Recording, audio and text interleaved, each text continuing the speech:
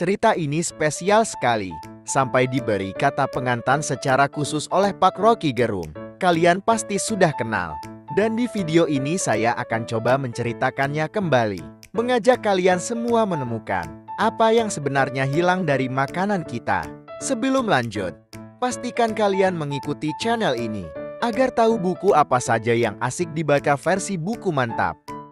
Begini ceritanya, simak sampai habis.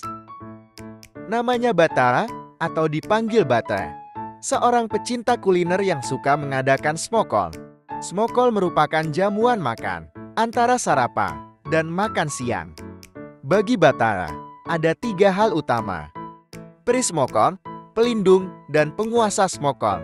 Pemasak smokol yaitu Batara sendiri, dan kelompok smokol alias kelompok penikmat smokol. Anggota smokol terdiri dari Batara, Syam, dan si kembar Anya dan Ale.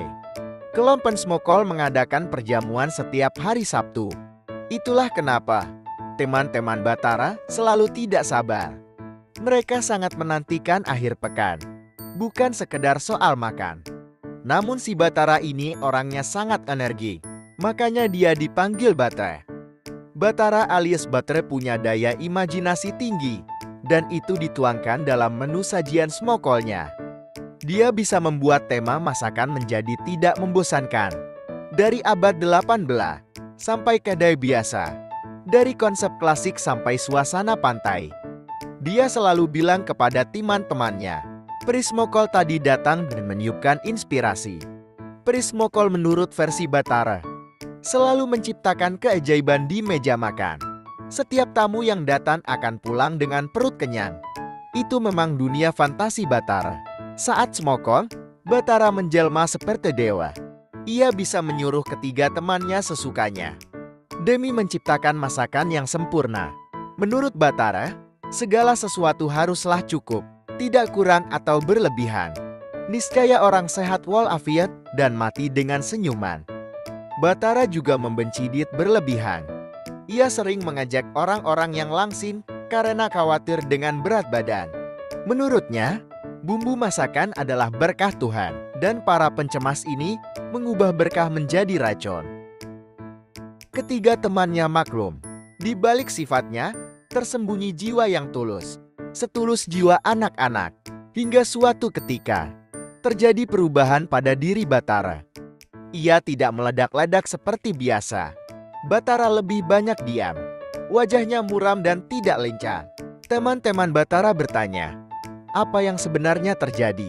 Sambil meneteskan air mata, Batara bercerita tentang anak-anak sekampung yang meninggal karena kelaparan. Mereka berperut boncet, berjalan dengan menyeret kaki. Anak-anak dengan busung lapar, yang akhir-akhir ini sering muncul di televisi. Ia mengenang seluruh sajiannya selama ini.